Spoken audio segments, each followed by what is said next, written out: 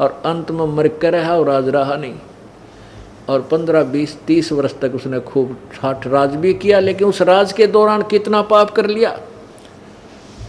अब वो कंस जाने, उसकी जान जाने, कहाँ नरक में ठोक रखा होगा। तो यहाँ परमात्मा हमें याद दिलाते हैं कि ये झूठा यश है यहाँ का।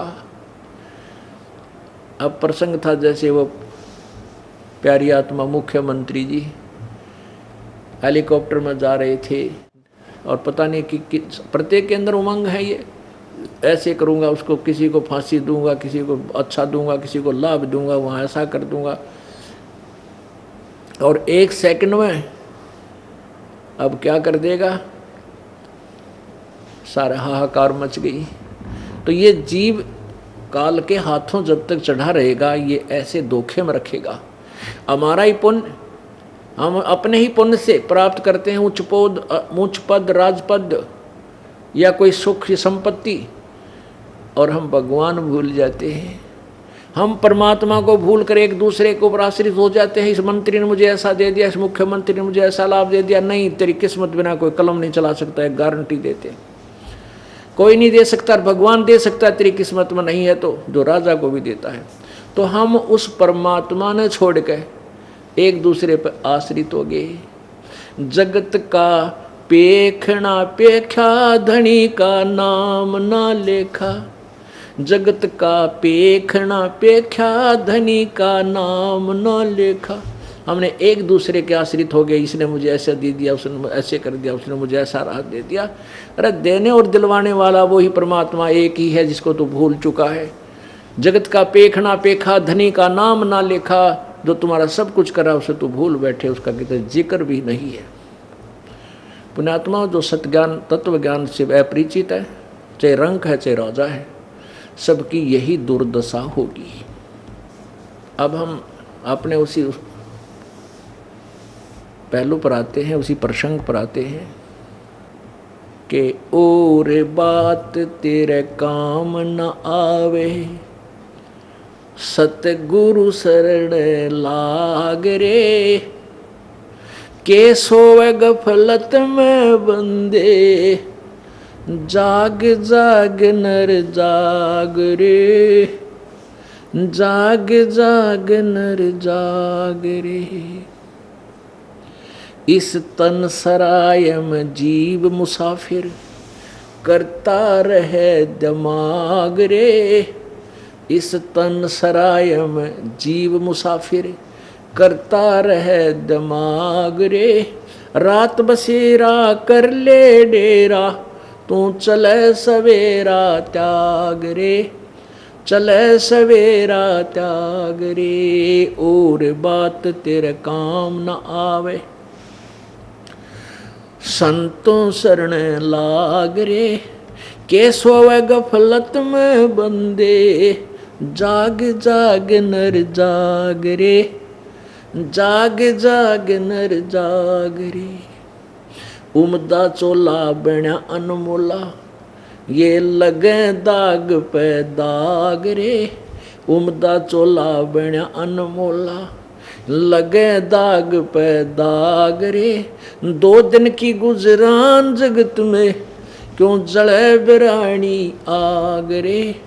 क्यों जले बिरानी आग रे। और बात तेरे काम न आवे, संतों शरण लाग रे। के सोवे गफलत में बंदे, जाग जाग नर जाग रे। जाग जाग नर जाग रे। कुबद कांचड़ी चढ़री चित पे, तू हो गया मनुष्य नाग रे। कुबद कांचड़ी चढ़ रही चित पे, तू हो गया मनुष्य नाग रे। सूझे नहीं सजन सुख सागर, बिना प्रेम बैराग रे। बिना प्रेम बैराग रे। और बात तेरे काम न आवे, संतों शरण लाग रे।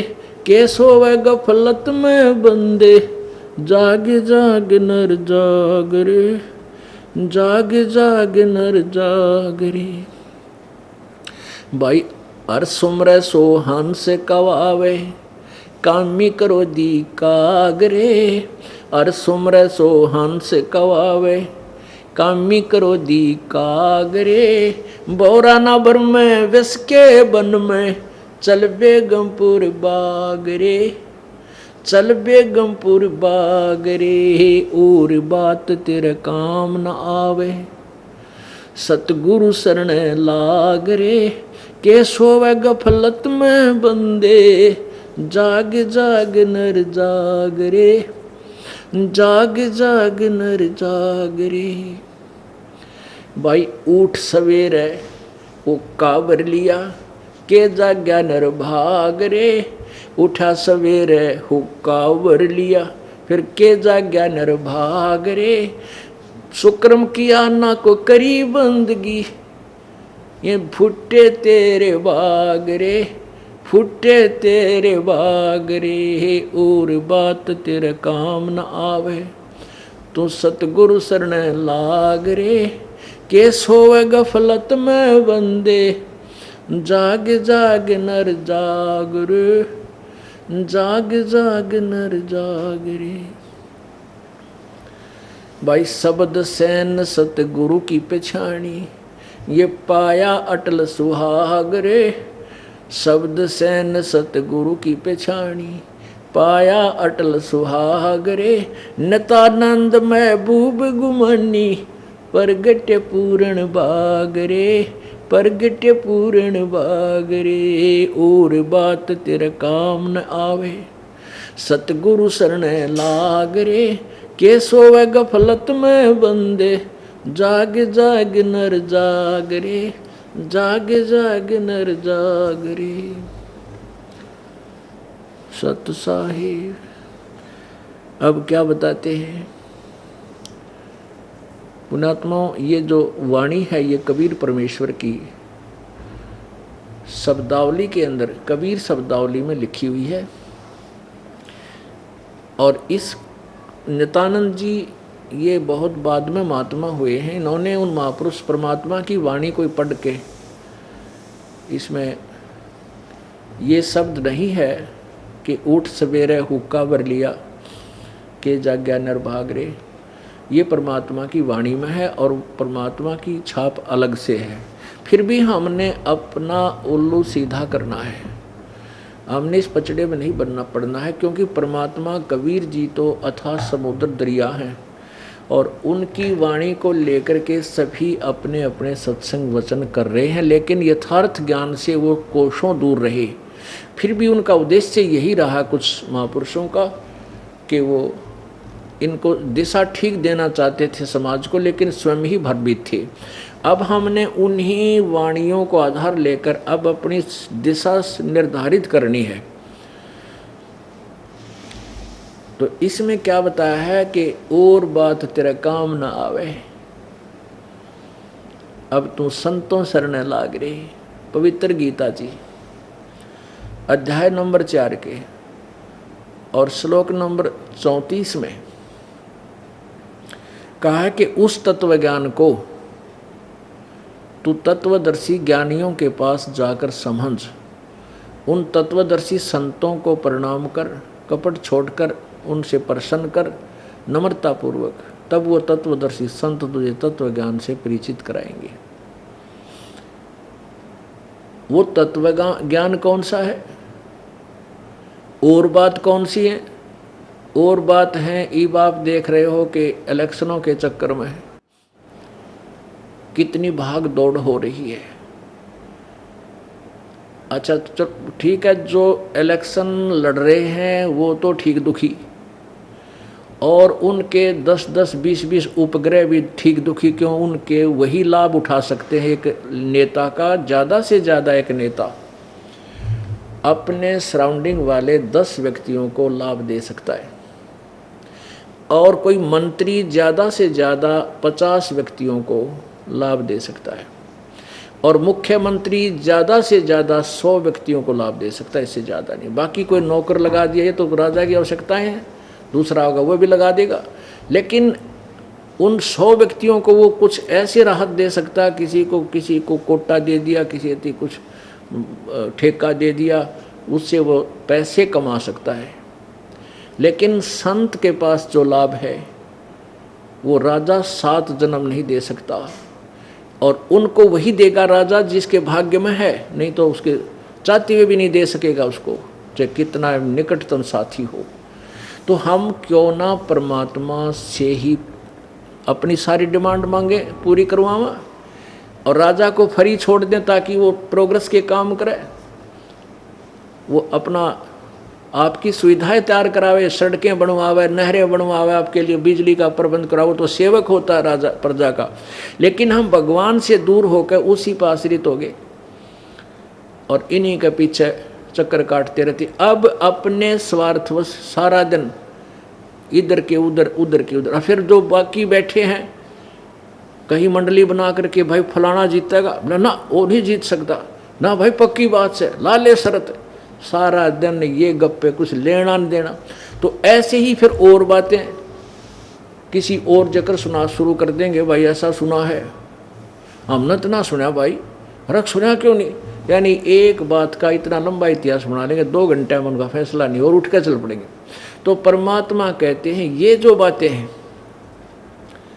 ये तेरा काम नहीं आवे, संतों के पास जा, वो अमृतवाणी समझ, उनसे वो ज्ञान ग्रहण कर, फिर भगवान की चर्चा कर, जहाँ बैठे वहीं पर ईश्वर की चर्चा कर, ताकि जो सुने उसके भी उद्धार हो, उसकी भी आत्मा निर्मल हो।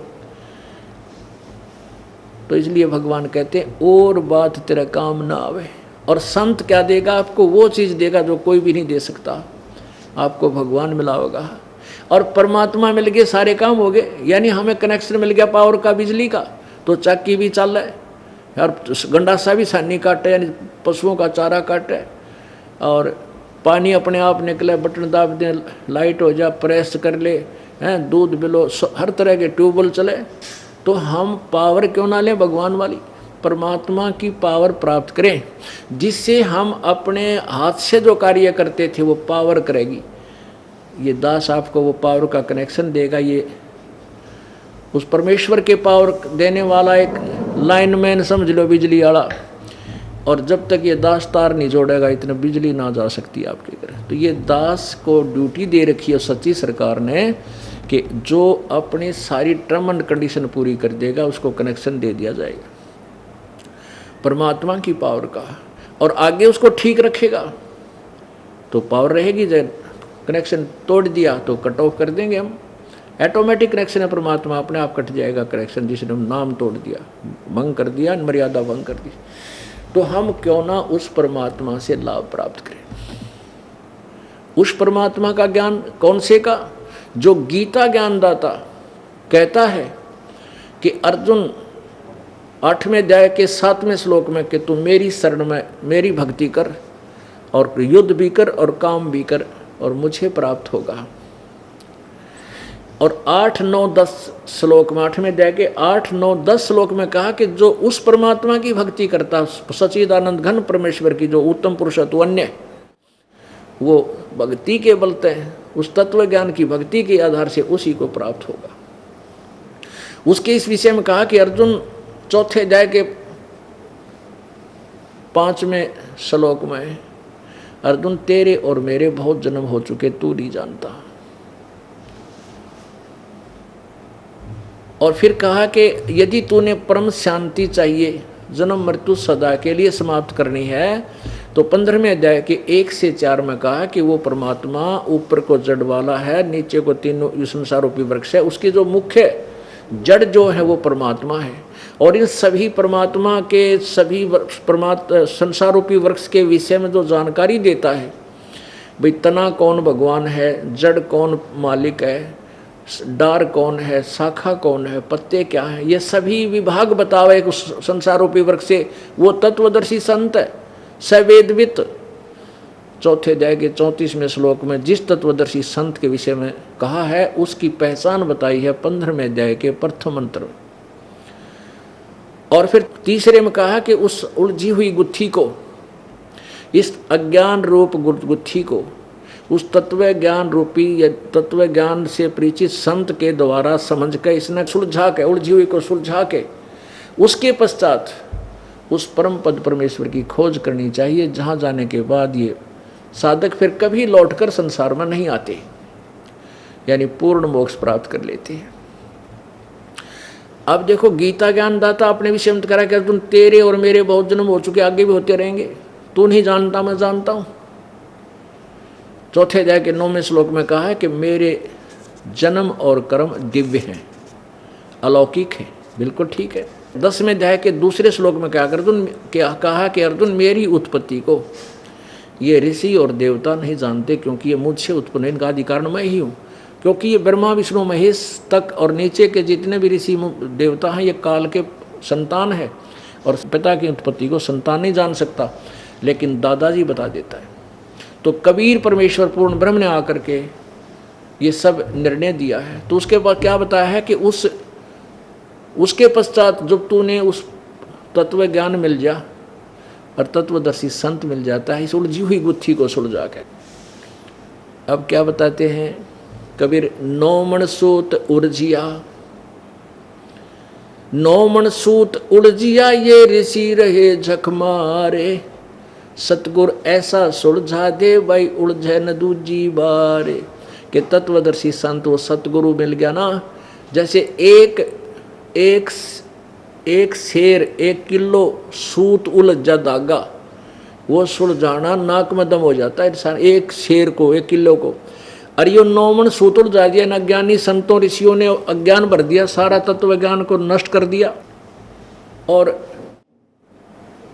सदग्रंथों की छाप ला के सारा सदग्रंथों के विरुद्ध अपनी सोच के शास्त्र बना के ज्ञान बना के प्रवचन करके पूरे विश्व के मानव को भ्रमित कर दिया। ये 9 मन सूत उलझ गया, 9 मन सूत उलझिया और ऋषि रहे झकबार, और सतगुरु ऐसा सुलझा दे फिर उलझन दूजी बार। अब कबीर देव ने, कबीर भगवान ने स्वयं आकर के अपने इस अज्ञानी ऋषियों गुरुओं संतों के द्वारा उलझाए हुए तत्व ज्ञान रूपी 9 मन सूत को ऐसा सुलझा रखा, ये कभी उलझ नहीं सकता, उलझे न दूजी बार। अब नहीं उलझ सकता ये, जब तक ये कलयुग चलेगा, जिसने भक्ति करनी है, ये ज्ञान नहीं उलझा सकता कोई, क्योंकि शिक्षित समाज है। हाँ, जब ये विज्ञान खत्म हो जाएगी, क्योंकि विज्ञान की जो हम आड़ लिए बैठे हैं और भगवान भूल गए, ये तो जरा सी देर का काम है। विज्ञान की आड़ के सहारा हमने क्या है, आजकल बहुत कुछ इंस्ट्रूमेंट बना लिए, हेलीकॉप्टर बना लिए, जहाज बना ली, स्काई लैब बना ली, और 2 वर्ष 4 वर्ष वर्षा ना हुई ना, ये सारे रह जाएंगे दरेदराई, टक्कर मार मरेगा ये मानव, मानस ना मानस खाने लग जाएगा। फिर कहाँ जाएगी ये विज्ञान इनकी। भगवान से दूर करने का तरीका है काल का कि इसको ऐसे खिलौने दे दूँ, खेल खेल का अपना जीवन बर्बाद कर जाए। आपस में देश बांट लिए, उसमें फिर लट्ठम लट्ठा लड़ाई झगड़े, मैं उसने लूट लूँ, मैं उसको आप काबू कर लूँ, यहीं उलझ पुलझ कर यहीं रख लेता है। जो तत्व ज्ञान हो जाएगा, हम आपस में ना झगड़ेंगे, ना किसी वस्तु के ऊपर हम विवाद नहीं करेंगे, अपना सतलोक जाने की चेष्टा करेंगे। तो ये काल क्या बता रहा है कि अर्जुन यहाँ मेरी शरण में रहेगा, तेरे और मेरे आगे जन्म मृत्यु सदा रहेंगे, सुखी नहीं हो सकता। और फिर कहा कि 18वें अध्याय के 62वें श्लोक में कि तू सर्वभाव से उस परमेश्वर की शरण में जा, जिसकी कृपा से तू परम शांति और शाश्वत स्थान यानी सत्य लोक को प्राप्त होगा। तुम्हारी पूरी शांति होगी, सदा के लिए सुखी हो जाएगा, तेरा फिर मृत्यु नहीं होगी। जो 15वें अध्याय के 4थे श्लोक में कहा है कि उस तत्व ज्ञान की प्राप्ति के पश्चात उस परम पद, उस परमेश्वर के उस परम पद की खोज करनी चाहिए, जहाँ जाने के बाद प्राणी फिर लौटकर संसार में नहीं आता। और जिस परमेश्वर ने संसार रूपी वर्ष की रचना की है, यानी पूरे ब्रह्मांडों की जिसने रचना की है, और गीता ज्ञानदाता कहता मैं भी उसी की शरण हूँ, उसी की भक्ति करो। तो इससे सिद्ध हो गया कि कोई और ज्ञान है जो तत्व ज्ञान है, जो गीता जी में वर्णित नहीं है। क्योंकि गीता ज्ञानदाता 8वें अध्याय के 13वें श्लोक में खुद कहता है कि मेरा तो एक ओम अक्षर है, ओम इति एक अक्षरम ब्रह्म व्यवहारण माम अनुसमरण यह प्रयाति तजनदेहम सयाति प्रमाम गति। मेरा तो केवल एक ओम अक्षर है, ये एक मंत्र है ओम, इसका जो आखिरी सांस तक भक्ति करता है वो मेरे वाली सतिथि को प्राप्त कर लेता है। 17वें अध्याय के 23वें श्लोक में कहा कि ओम तत्सत इति निर्देश ब्रह्म त्रिविद समर्थ है। उस पूर्ण परमात्मा का, ब्रह्मण्य माने सच्चिदानंद घन परमात्मा, पूर्ण ब्रह्म की भक्ति का केवल ये 3 मंत्र का, 3 नाम का मंत्र कहा है, जाप कहा है। और ब्राह्मणा तेन वेदा विहिता पुरा, ब्राह्मण लोग जो विद्वान पुरुष थे प्रारंभ में इसी तरह की साधना किया करते थे, यानी इसी ज्ञान के आधार पर वो साधना करते थे। अपुण्यात्मा वो तत्व ज्ञान गीता जी अध्याय नंबर 4 के श्लोक नंबर 32 में कहा है। गीता जी अध्याय नंबर 4 के श्लोक नंबर 32 में कहा है कि उस ब्रह्मण्य मुखे सच्चिदानंद घन परमात्मा के मुख कमल से उच्चारित उस वाणी में परमेश्वर ने बहुत विस्तार से परमात्मा पाने के विधि का वर्णन किया है। और वो उनका भी वर्णन किया है जो 25 से लेकर 31 तक वर्णन किया है। कोई ऐसी साधना करता है, कोई ऐसे साधना करता है, कोई देवता पूजता है, कोई हठ योग करता है, कोई मुंह पर पट्टी बांध कर जीव हिंसा से ही बचकर कोई स्वाध्याय करके ही अपना मोक्ष मानता है। और उस अपनी क्रिया को, अपनी साधना को वो पाप नाशक जानते हैं। कहते हैं उस तत्व ज्ञान से तुझे पता लगेगा कौन सी साधना करने योग्य है और कौन सी ना करने योग्य। उसके विषय में क्या बताते हैं।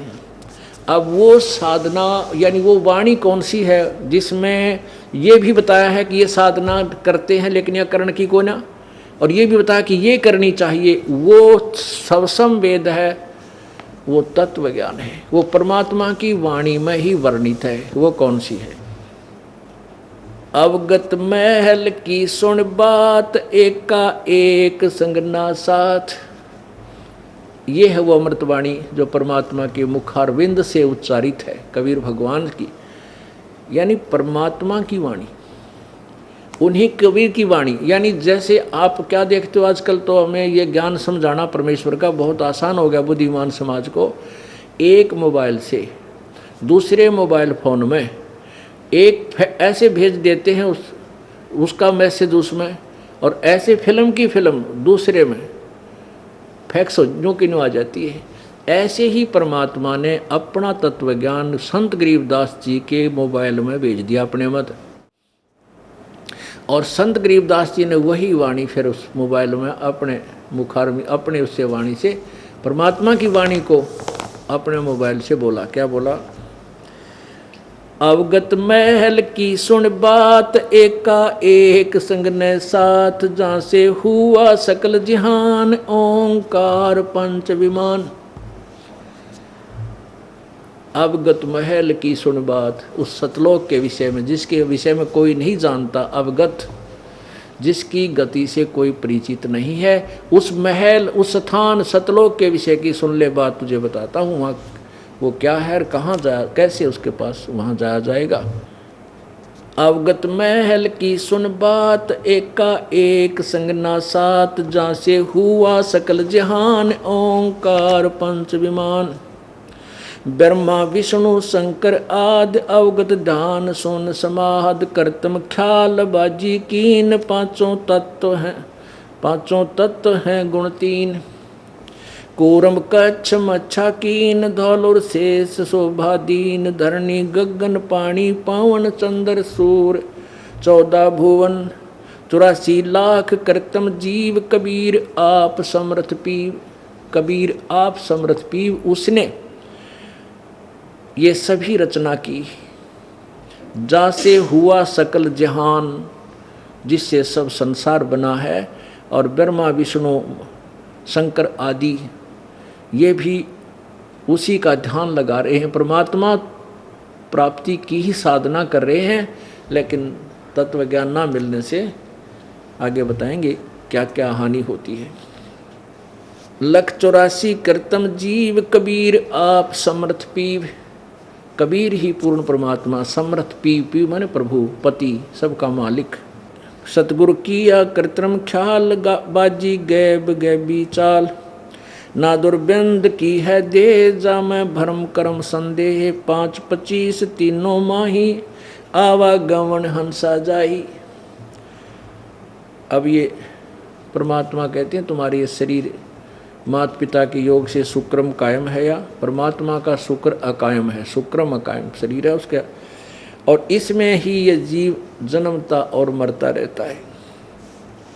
माया मूल का है बास, जोरा काल हंस गिरास। हंसा कौन विधि छूटे, के जोरा काल तिसे लूटे। सतगुरु मिले संत सुजान, तो या मिटे आवाजान।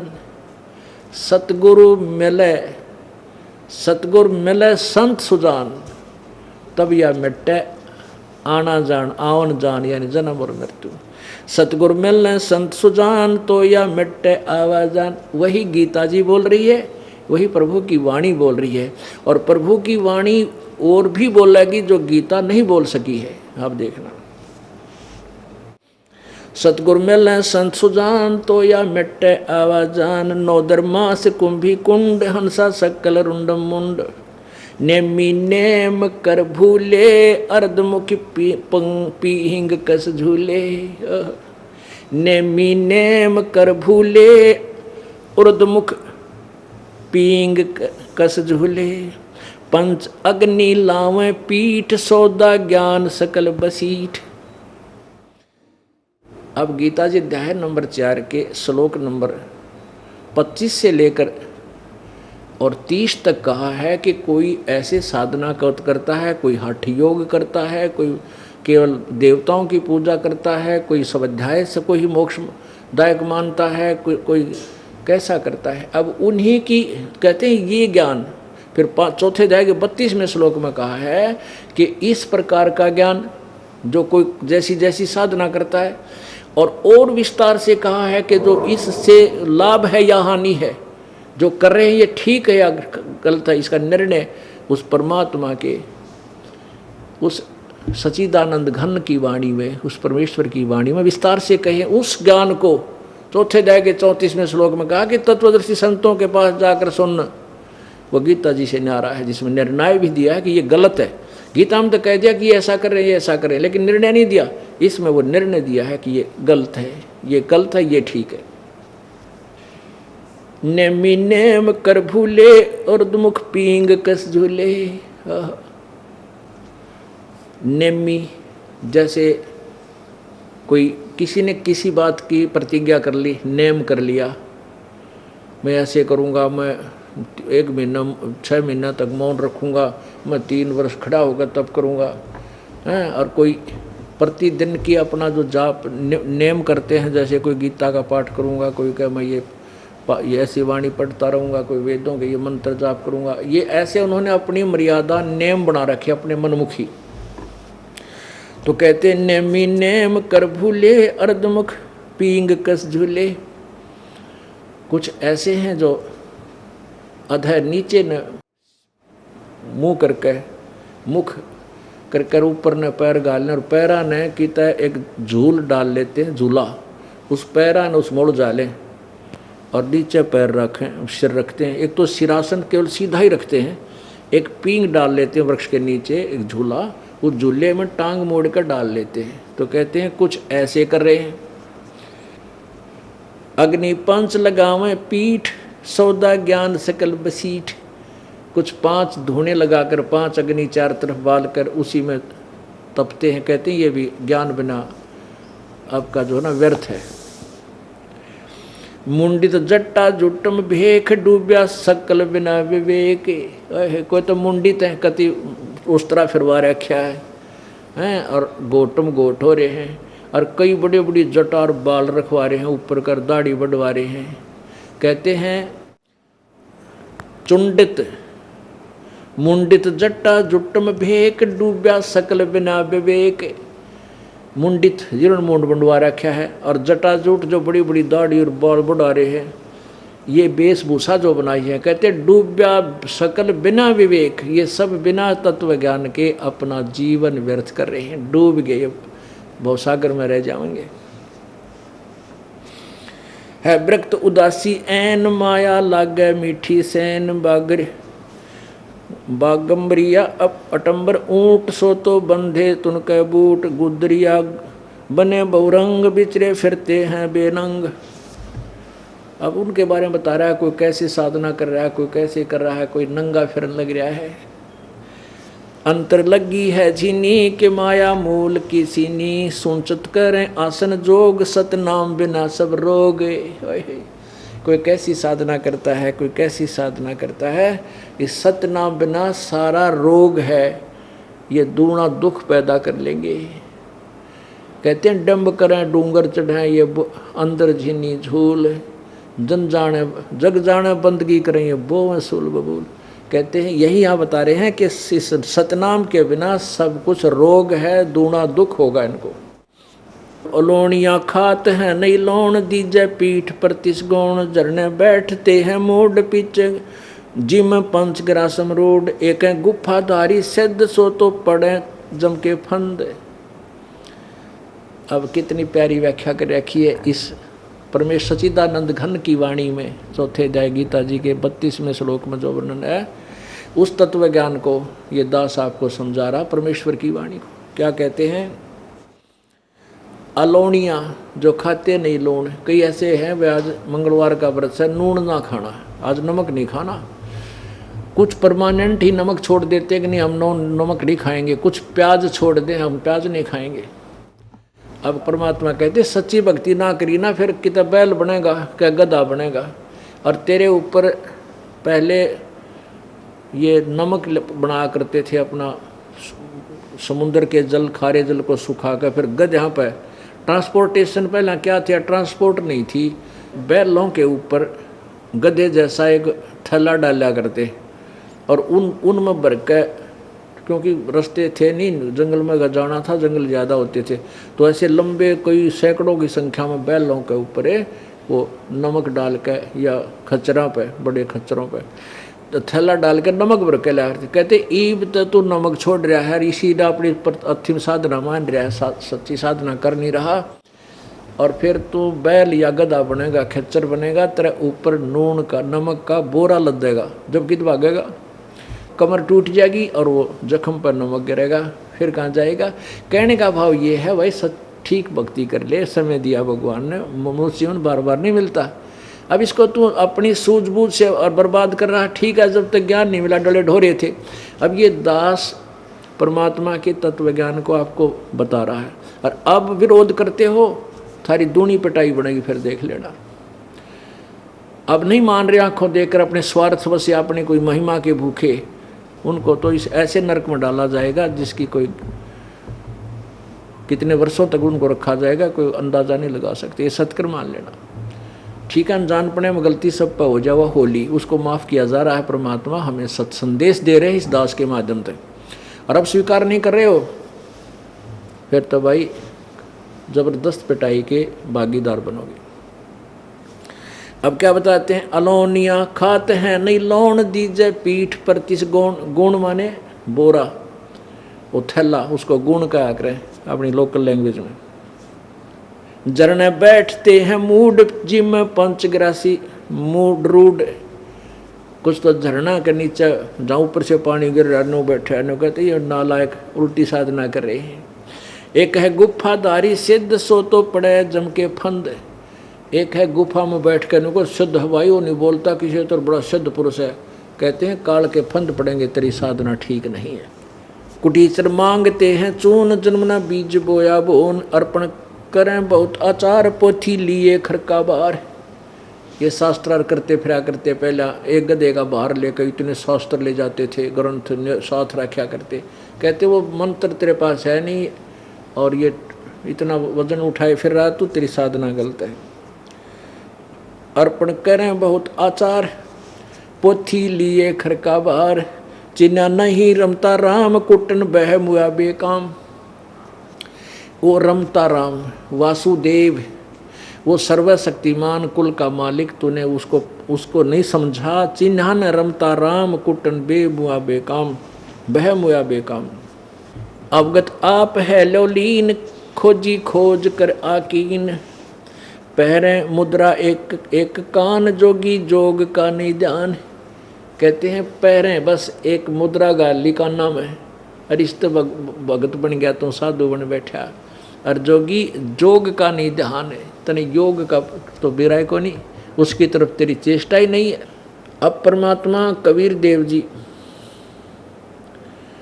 अपनी अमृतवाणी को संत गरीबदास जी के द्वारा कहा करके अब ये समझाना चाहे हैं कि जो साधना तुम कर रहे हो बच्चों या ठीक नहीं है, बस इतनी सी बात है। इसमें जो है अपन ये नहीं समझना चाहिए कि कबीर देव जी या ये दास उनकी वाणी को सुनाकर आप जी का विरोध या आपको की निंदा कर रहा है, लेकिन सत्य को आप तक पहुंचा रहा है। अब ये बताना चाहते हैं परमेश्वर कि कान में मुद्रा पहन ली, मोटी मोटी छल्ले से गाल लें गोल गोल से, तो भाई इस केवल इस जो है ना वेशभूषा बनाते हैं, कान पढ़ान तो परमात्मा नहीं मिलेगा। उसमें क्या बताया कि जोगी जोग का निधान है, तूने योग तो प्राप्त हुआ नहीं अभी तक, वो जोग नहीं मिला। जैसे गीता जी अध्याय नंबर 2 के श्लोक नंबर 53 में कहा कि अर्जुन, जब भिन्न भिन्न प्रकार के भ्रमित करने वाले वचनों से तेरी बुद्धि एक तत्व ज्ञान पर रुक जाएगी, डट जाएगी, तू आश्रित हो जाएगा, तब तक तू योग को प्राप्त होगा, तब तक तू भजन के योग बनेगा, साधक बनेगा, जब तुझे योग प्राप्त होगा। तो यहाँ परमात्मा वही अपने सिंपल लैंग्वेज में भी यही इस सूक्ष्म वेद में क्या कह रहे हैं, पहरे मुद्रा कान जोगी जोग का निधान, कनफटिया लंग कलंदर कूर अवगत महल साहेब दूर। कनफटिया कहते हैं एक कन पाड़े कलंदर, उस परमात्मा का मार्ग, उस साधना घर तो बहुत दूर है इस साधना से जो तू कर रहा है, परमात्मा प्राप्ति नहीं होगी। बर्मी भरम की बाजी के भूले पंडिता काजी। इस काल ने पंडित और काजी यानी दोनों धर्मों के मार्गदर्शकों को ही भ्रमित किया हुआ है। देख कितनी प्यारी और सत्यवाणी है परमात्मा की, और इसको सदग्रंथ आपके वो सदग्रंथ सिद्ध करेंगे जिनको पवित्र हिंदू धर्म सत्य मानता था, पुराणों को और वेदों और गीता जी को। अब कहते हैं बर्मी भरम की बाजी का भूले पंडिता काजी, सन्यासी उदासी जान पाया नहीं सतगुरु ज्ञान। ओहो, सन्यासी उदासी न सबको समझ ले, उनको सतगुरु का ज्ञान प्राप्त नहीं हुआ। वो डले डोए थे, वो कंकर डेले कंकर इकट्ठे करे थे, तत्व ज्ञान को छोड़कर सच्चाई से दूर सत साधना ना करें थे। परमात्मा क्या बताते हैं, चारों युग में हम पुकारे कूक कहा हम घेल रे, हीरे माणक मोती बरसे ये जग टुग चुगता ढेल रे। परमात्मा कहते हैं चारों युग में संत पुकारे और कूक कहा हम हेल रे। मेरे संतों ने भी चारों युगों में आवाज़ लगाई है और हमने भी ऐसे ही आवाज़ लगा लगा कर दुनिया को इस तत्व ज्ञान रूपी हीरे मोती बरसाए। लेकिन ये इस तत्व ज्ञान रूपी हीरे मोतियों से अपरिचित होने के कारण उन हीरे मोतियों को जो कीमती वस्तु उसको ना उठाकर कंकर पत्थर उठाकर अपने थैले भर रहे हैं। सन्यासी उदासी जान पाया ना ही सतगुरु ज्ञान, एक तर्क त्यागी तीर अंदर बहुत माया भीर, एक दंडधारी डाग बन के कीजिएंगे बाग। एक दंडधारी एक दंडी स्वामी लठ नठाया अंडेगा, उसके सब बढ़िया तरह उसकी सफाई सफाई कर आदर से रखेगा और ज़मीन पर नहीं रखेगा, या कि तो ऊपर खुट्टी पर टांगेगा या कि तो अच्छे आसन पर रखेगा। उस लाठिए का चपटा रहेगा कि इसकी सत्कार करना है और भक्ति भूल रहा, वास्तविक भक्ति उसके पास है नहीं। एक दंडधारी डाग बन के कीजिएंगे बाग। कहते जो सत साधना नहीं करते और अपान उपासना करके केवल एक लठ नली आंडे हैं घूम रहे हैं, वो फिर कहते हैं जंगल में बाग बनाए जाएंगे और उस वो लकड़ वहीं लठाएगा चपटे रही हो। फिर एक दंडधारी डाग बन के कीजिएंगे बाग, मौनी मौनिया रहते एक दोजिक धुंध में बहते, पौनी करें पौन उपास नाम बिन तोड़ते हैं श्वास। कितनी प्यारी व्याख्या दी है। गीता जी अध्याय नंबर 4 के श्लोक नंबर 32 में कहा है कि जो तूने अभी ज्ञान सुना है 25 श्लोक 25 से लेकर 30 तक, इस प्रकार का ज्ञान उस सच्चिदानंद घन की वाणी में विस्तार से कहा है, उसने सुनना। और वो ज्ञान चौथे जगह 34वें श्लोक में कहा कि उस तत्व ज्ञान को तू तत्वदर्शी संतों से जाकर समझ, उनको विनम्र भाव से प्रार्थना कर दे, वो गूढ़ रहस्य बताओगे तेरे ते। पुण्यात्माओं क्या बताया है, कुछ साधना ऐसे करते हैं केवल पान अपान जैसे थोड़ा सा बताना पड़ेगा, क्योंकि इस तत्व ज्ञान को हम तभी देख पाएंगे जब सदग्रंथों वाली ऐनक लावांगे, सदग्रंथों वाले चश्मे हम पहनेंगे, तब हम तत्व ज्ञान को देखेंगे, समझेंगे, उसको सत्य मानेंगे। देखिएगा पवित्र गीता जी, श्रीमद् भगवत गीता, जय दयाल गोविंद का इसके अनुवादक हैं। गीता प्रेस गोरखपुर से यह प्रकाशित है। ये वही है, प्रकाशक में मुद्रक गीता प्रेस गोरखपुर, कोलकाता का संस्थान, गोविंद भवन करेल कोलकाता स्थान। इसके अध्याय नंबर 4 का अब श्लोक नंबर हम यहाँ से देखेंगे, 32 को देखते हैं, फिर आगे देखेंगे 32। इसमें क्या लिखा है कि इस प्रकार और भी, यानी जो हम पीछे पढ़ कर आए हैं कि कोई ऐसी साधना करता है, कोई ये युगों द्वारा पापों का नाश करने वाले जानते हैं, ये देखना यहाँ दूसरे 30-29 में, दूसरे कितने योगीजन अपान वायु में प्राण वायु को हवन करते हैं। अब यही बताया है कि अब जो गीता जी का अध्याय नंबर 4 के श्लोक 29-30 में है, वो परमात्मा की वाणी से मेल करते हैं। पौनी करें पवन उपास, नाम बिन तोड़ते हैं श्वास, पट्टन घाट में नहीं प्रीत, जिनको कहे कौन अतीत, बजरी बांधते हैं सोए, कहे बिन बंदगी क्या होए, बांधे पवन का गुटका के धूम्र पान क्यों लटक्या। अब क्या बताया कि पौनी करें पवन उपास, नाम बिन तोड़ते हैं श्वास। अब यह क्या बताया देखना, गीता जी अध्याय नंबर 4 के श्लोक नंबर 29-30 में, 29-30 का इकट्ठा अनुवाद है यहाँ पर। दूसरे योगीजन, कितने योगीजन अपान वायु में प्राण वायु को हवन करते हैं, अन्य ही प्राण वायु को अपान वायु, प्राण वायु में अपान वायु को हवन करते हैं। अन्य कितने ही प्राणायाम प्रयाण पुरुष प्राण और अपान वायु की गति को रोककर प्राणों में ही हवन किया करते हैं। ये सभी साधक यज्ञों द्वारा पापों का नाश करने वाले यज्ञों को जानने वाले हैं। इसका वास्तविक अर्थ ये है कि कोई तो आपने देखा होगा, कहते हैं ध्यान लगाओ और श्वास को बाहर भीतर आते जाते देखो। कई कहते हैं प्राण को रोको, यानी श्वास को इतना सूक्ष्म बनाओ धीरे धीरे कि ये नीचे को अपान वायु तक पहुँचे, बस इस तरह तू सिद्धि प्राप्त कर ले और तेरा मोक्ष। तो यहाँ क्या बताते हैं, अब चौथे अध्याय के 32वें श्लोक में कहा है कि उस ज्ञान को, अब देखो चौथे अध्याय का 32वां श्लोक पवित्र गीता जी। अब जो इस तरह के 29, 30, 31 में जो तूने ज्ञान सुना है, इस चौथे अध्याय के 32 में उसका निर्णय दिया है। 32 में कहा है इस प्रकार, जो अभी बताया 29, 30 में, इस प्रकार बहुत तरह के यज्ञ, इन्होंने ये यहाँ गड़बड़ कर दी, ब्रह्मणे का अर्थ वेद की वाणी कर दी, ब्रह्मणे मुखे। अब यहाँ लिख दे सच्चिदानंद घन की वाणी, पूर्ण परमेश्वर की वाणी में। अब इसका यहाँ इस ब्रह्मणे का अर्थ देखेंगे वो क्या है ब्रह्मण। ये 70वें अध्याय के 23वें श्लोक में आइए, 70वें अध्याय के 23वें श्लोक में स्पष्ट किया है। अध्याय नंबर 17 श्लोक नंबर 23, इसमें कहा है कि ओम तत्सत इति, ऐसा 3 प्रकार ब्रह्मण माने सच्चिदानंद घन ब्रह्म का निर्देश नाम कहा है। ओम तत्सत इति निर्देश ब्रह्मण त्रिविध समर्थ।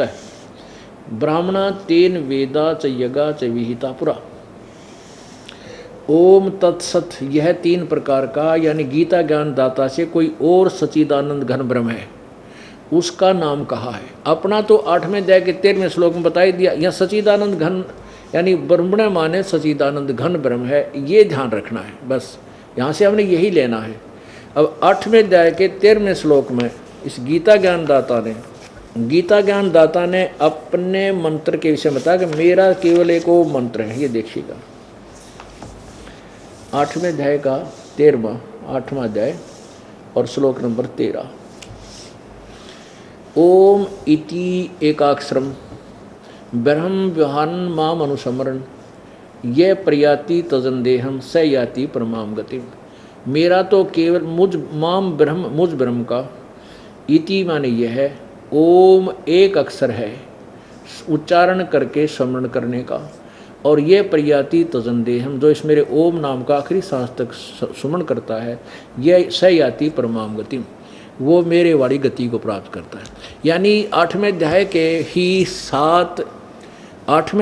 ही 7 में तो गीता ज्ञानदाता अपने लिए कह रहा है, और 8, 9, 10 में श्लोकों में किसी उस सच्चिदानंद घन ब्रह्म के बारे में कह रहा है कि उसकी भक्ति कर, उससे पूर्ण लाभ होगा, तो उसकी प्राप्ति करेगा, उसकी भक्ति करेगा, मेरी करेगा तो मुझे प्राप्त होगा। तो अब हम सच्चिदानंद घन ब्रह्म माने, सच्चिदानंद घन ब्रह्म यानी ब्रह्मण्य का अर्थ है सच्चिदानंद घन ब्रह्म। अब 4थे अध्याय का अब वही 34वां श्लोक फिर 32वां श्लोक देखेंगे जो हमें अब समझ में आएगा। अब 4थे अध्याय का ये 32वां श्लोक फिर देखिएगा। इस प्रकार बहुत तरह के यज्ञ यानी धार्मिक अनुष्ठानों की जानकारी ब्रह्म यहाँ लिख दें सच्चिदानंद घन ब्रह्म की वाणी में। उस पूर्ण परमेश्वर की वाणी यानी सूक्ष्म वेद में जो 5वां वेद है उसमें विस्तार से कहे गए हैं। उन सब को तू कर्म जान यानी काम करते करते संपन्न होने वाले जान का यानी हठ योग से नहीं, मन इंद्रिय और शारीरिक क्रियाओं द्वारा संपन्न होने वाले जान। इस प्रकार तत्व से जान कर तो उनके अनुष्ठान द्वारा कर्म बंधन से सर्वथा मुक्त हो जाएगा, यानी तेरा पूर्ण मोक्ष होगा। और फिर उस ज्ञान को 34वें में कहा कि इस ज्ञान को, यह अध्याय नंबर 4 का श्लोक नंबर 34, कि उस तत्व ज्ञान को जो सच्चिदानंद घन की वाणी में कहा है, उस तत्वदर्शी ज्ञानियों के पास जाकर समझ, उनको भली भांति दंडवत प्रणाम करने से, उनकी सेवा करने से, कपट छोड़कर सरलतापूर्वक प्रश्न करने से वे परमात्म तत्व को भली भांति जानने वाले ज्ञानी महात्मा तुझे तत्व ज्ञान का उपदेश करेंगे। हाय हाय, कितना क्लियर कंसेप्ट कर रखा है गीता जी ने, तक तोड़ पाड़ रखे। ये सचमुच ये सदग्रंथ सिर पर धरने जोगा था, श्रोधार्य था, लेकिन ये इसको पढ़ने और लिखने वाले तक भी इससे परिचित नहीं थे। ओए होए, लेखक व्यास जी और पढ़ने वाले हम और तुम जब तक तत्व ज्ञान से अपरिचित थे, ये भी इस तत्व ज्ञान से को नहीं समझ सके गीता जी में क्या संदेश दे रही है। अब यहाँ फिर एक बात बिगड़ेगी कि ले भाई, यो अपने आप को रामपाल पता नहीं क्या समझ रहा है, अपने आप को सबसे विद्वान समझ रहा है, और सभी को कहते हैं इनको ज्ञान नहीं था। ब्रह्मा विष्णु महेश को भी ज्ञान नहीं था, ऋषियों को भी ज्ञान नहीं था, व्यास को भी ज्ञान नहीं था। दास ना तो बनार ना बिगड़ा, दास तो दास है, लेकिन सदग्रंथों में जो लिखा है वो सच्चाई आपके समक्ष रूबरू कर रहा हूँ। बुद्धिमान समाज आप समझ जाएगा ये दास कि में बढ़ रहा है या अभिमान करता है कि नहीं। ना तो इसमें अभिमान तो वो करे जिसकी अपनी कोई नया ज्ञान दिया हो। ये तो सदग्रंथों में लिखा हुआ था, छुपा हुआ था, आज हमने मिल गया। इसको सारे इस खजाने को लूटो, ये तो तब भी ख़त्म नहीं होने वाला है। सारा विश्व लूट ले तो भी एक आध्यात्मिक खजाना कभी इसका लॉस नहीं होता, दूना बढ़ता जाता है। अब देखिएगा कि ये ब्रह्मा विष्णु महेश कितने विद्वान थे, क्योंकि ये प्रसंग ऐसा है, ये सीडी सत्संग की संसार में भक्तों में जा रही हैं, और जो सुन रहा है पढ़ रहा है उसको उसी समय इसका जवाब मिल जाएगा, तो वो पुण्यात्मा अपनी दिशा बदल लेगा, सच्चाई को ग्रहण कर लेगा। इसलिए बार बार इन सदग्रंथों को रूबरू किया जा रहा है आपके। ये देखिएगा, ये श्री मद देवी भागवत यानी देवी पुराण, ये कहाँ से प्रकाशित है? श्रीमद् देवी भागवत सचित्र मोटा टाइप, केवल हिंदी। संपादक है हनुमान प्रसाद पोदार, चमनलाल गोस्वामी। और ये कहाँ से प्रकाशित और मुद्रित है? प्रकाशक में मुद्रक हैं गीता प्रेस गोरखपुर, गोविंद भवन कार्यालय, कोलकाता का संस्थान। इसके 28 पृष्ठ पर देखो, आपको पता चलेगा कि ब्रह्मा विष्णु महेश जी कितने विद्वान थे। ये देखिएगा, पहला स्कंद और प्रश्न नंबर 28 और यहाँ 28 से यहाँ से है। नारद जी ने कहा, महाभाग व्यास जी, इस विषय में जो पूछ रहे हो ठीक यही प्रश्न मेरे पिताजी ने भगवान श्री हरि यानी विष्णु जी से किया था। देवादिदेव भगवान जगत के स्वामी हैं, लक्ष्मी जी उनकी सेवा में उपस्थित रहती हैं, दिव्य कौस्तुमणि उनकी शोभा बढ़ाती है, वे शंख चक्र और गदा लिए रहते हैं, पीताम्बर धारण करते हैं, 4 भुजाएं हैं, वक्ष स्थल पर श्री वत्स का चिन्ह चमकता रहता है, वे चराचर जगत के आश्रय दाता हैं। ओह, अब नारद जी व्यास जी ने ज्ञान दे रहा है। नारद जी के कह रहा है कि वो विष्णु ही सब सारे जगत के आश्रयदाता हैं, जगत गुरु एवं देवताओं के भी देवता हैं। वे जगत प्रभु भगवान श्री हरि महान तप कर रहे थे, उनकी समाधि लगी थी। यह देखकर मेरे पिता ब्रह्मा जी को बड़ा आश्चर्य हुआ,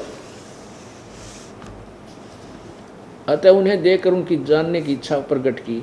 ब्रह्मा जी ने पूछा, प्रभु आप देवताओं के अध्यक्ष, जगत के स्वामी, भूत भविष्य एवं वर्तमान सभी जीवों के एकमात्र शासक हैं, भगवान फिर आप क्यों तपस्या कर रहे हैं और किस देवता की आराधना में ध्यान मग्न है?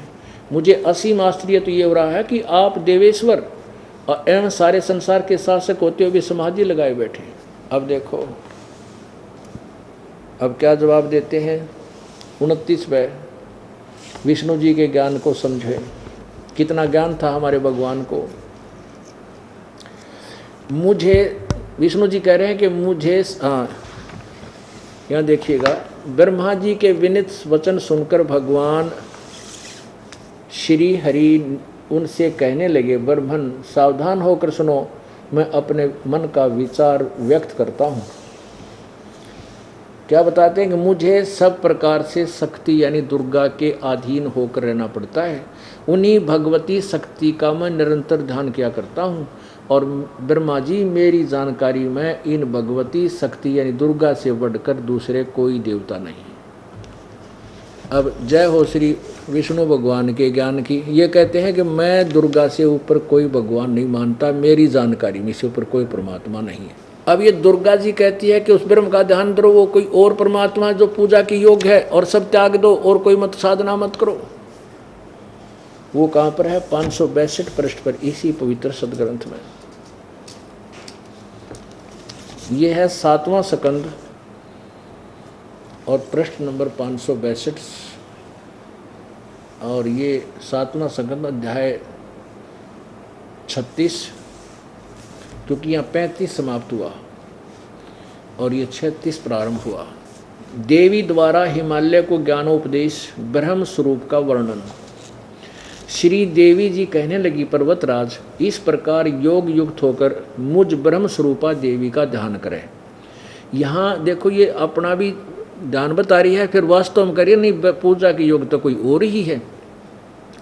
यह ध्यान आसन पर भली भांति बैठकर अतुकी भक्ति से करना चाहिए।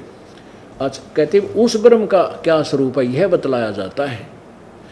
वह जो प्रकाश रूप, सबके अत्यंत समीप में स्थित, हृदय रूप गुहा में स्थित होने के कारण गुहाचर नाम से प्रसिद्ध और महान पद अर्थात परम प्राप्य है।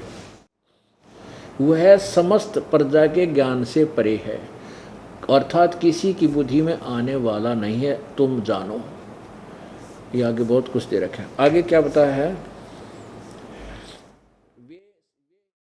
वही सबके प्राण है, वह सबकी वाणी है। जो परम प्रकाश रूप है, जो सूक्ष्म से अत्यंत सूक्ष्म है, जिसमें संपूर्ण लोक और लोकों में निवास करने वाले प्राणी स्थित हैं, वही यह अक्षर ब्रह्म है। अब देवी विचलित है, ब्रह्म को कहीं अक्षर ब्रह्म कह रही है, कहीं ब्रह्म कह रही है। और वही सबके प्राण है, वही सबकी वाणी है और वही सबके मन है। वह यह परम सत्य और अमृत अविनाशी तत्व है। सौम्य उस वेदने योग्य लक्ष्य का तुम वेधन करो, मन लगाकर उसमें तन्मय हो जाओ। सौम्य उपनिषदों में कथित महान अस्त्र रूप धनुष लेकर उस पर उपासना द्वारा तीक्ष्ण किया हुआ बाण संधान करो और फिर भावनागुप्त चित्त के द्वारा उस बाण को खींचकर उस अक्षर रूप ब्रह्म को लक्ष्य बनाकर वेधन करो। परवण ओम तो धनुष है, जीवात्मा बाण है और ब्रह्म को उसका लक्ष्य कहा जाता है। एकमात्र परमात्मा को ही जानो, दूसरी सब बातें छोड़ दो। अपने आत्माओं देखो। भगवान विष्णु जी तो कह रहे हैं ब्रह्मा जी ने कि मैं तो देवी तो ऊपर कोई भगवान नहीं जानता, इसका आगे मुझे जानकारी नहीं। और दुर्गा कहती है कि उस ब्रह्म की पूजा करो, वो उसका नाम है, उसी को उद्देश्य बनाओ और सब साधना छोड़ दो। ओहो हे परमात्मा। अब यहाँ वो वाणी सिद्ध होगी परमात्मा की कि सतगुरु बिन काहू न पाया ज्ञाना, जो थोथा वो छड़े किसाना। आगे देखो, इसी 563 पृष्ठ चल रहा है ये।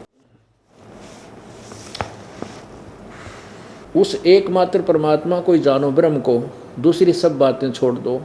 यही अमृत रूप परमात्मा के पास पहुंचने का पुल है। और वो कहाँ रहता है? वह यह सबका आत्मा ब्रह्मलोक रूप दिव्य आकाश में स्थित है। वो ब्रह्मलोक में रहता है। वो ब्रह्म